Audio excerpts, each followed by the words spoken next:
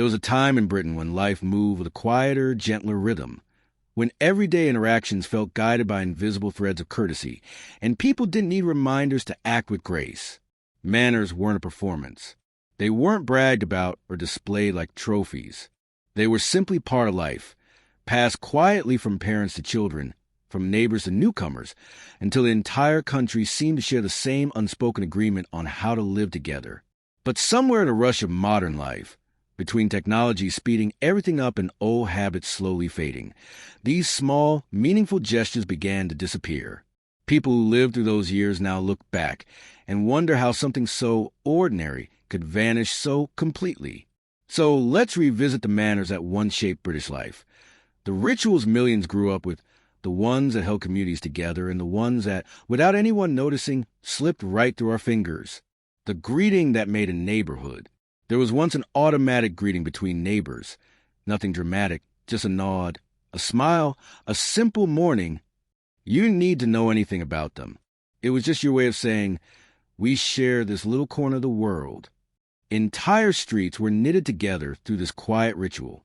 Today, headphones in, eyes down, everyone rushing somewhere. A simple hello feels almost bold.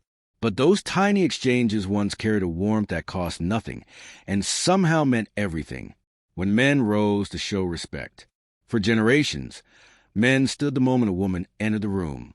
It wasn't about power or superiority. It was respect made visible. Fathers taught their sons. Boys did it at school assemblies. Men did it in cafes, meetings, and family dinners.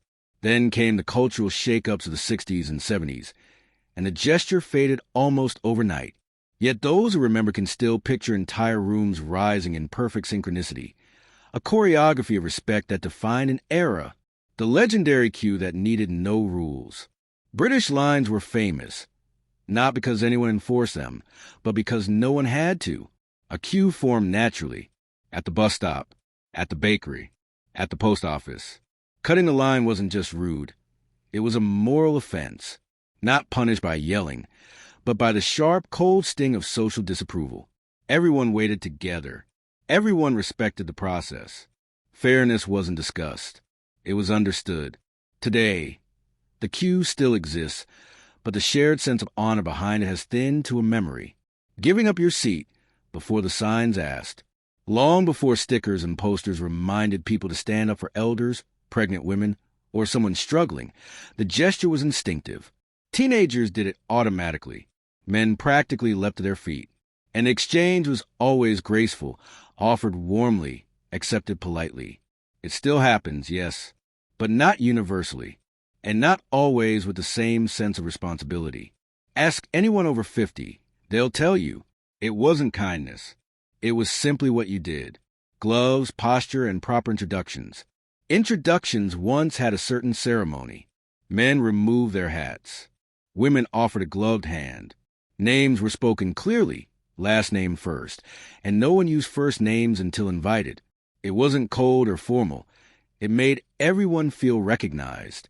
Today, introductions are quick, casual, and often forgettable. But back then, the way you said your name showed how you carried yourself and how you treated others. The lost art of thank you notes. For younger generations, it's hard to imagine how meaningful handwritten gratitude once was. Receive a gift, stay with relatives, attend a dinner. A thank you note arrived within 48 hours, neatly written on special stationery people kept just for that purpose. Kids practiced their handwriting. Adults wrote brief but sincere messages. Today a text, or sometimes nothing, takes its place. But those little handwritten cards built relationships that lasted decades. Quiet voices in crowded places. Buses, trains, and waiting rooms once moved in near silence. No speakerphone calls. No videos playing without headphones. No loud conversations echoing across the aisles. People spoke softly. Children were gently hushed. Teenagers avoided drawing attention. Traveling felt peaceful, almost meditative, because everyone protected each other's bubble of privacy. Visiting as a ceremony, dropping by someone's home, used to follow a quiet ritual. You called ahead, sometimes days before. Showing up unannounced? That was intrusive. Guests brought small gifts. Hosts prepared seating, made tea, and brought out the best china. Children sat politely and thanked the host on their way out. Today, visits are fast, casual, and often chaotic. But those old rituals gave every interaction a deeper sense of respect. The dinner table, a classroom of manners. Family meals once had structure, elbows off the table, napkins in laps. No one started eating until everyone was served. You asked politely, never reached across someone's plate. Finishing your meal wasn't optional. It was expected. These rules created a rhythm that shaped household life, turning ordinary dinners into traditions people now look back on with surprising fondness. The British art of understatement. British communication used to be a delicate dance. Not bad meant excellent. Quite good was high praise. Complaints came through soft hints, not confrontation. It wasn't avoidance. It was harmony. Today, directness is more common. But those who remember still smile thinking about how entire paragraphs of meaning were tucked into a single understated sentence. Ending. Why we remember these manners. Looking back isn't about pretending the past was perfect. It's about recognizing how these tiny rituals shaped the rhythm of British society, softening interactions, easing tension, and creating a sense of mutual respect you could feel in the air. Maybe we won't bring all of them back. Maybe we shouldn't. But remembering them reminds us of something simple. A nod, a thank you, a seat offered quietly. These small gestures still have the power to make life feel warmer, kinder, and more connected.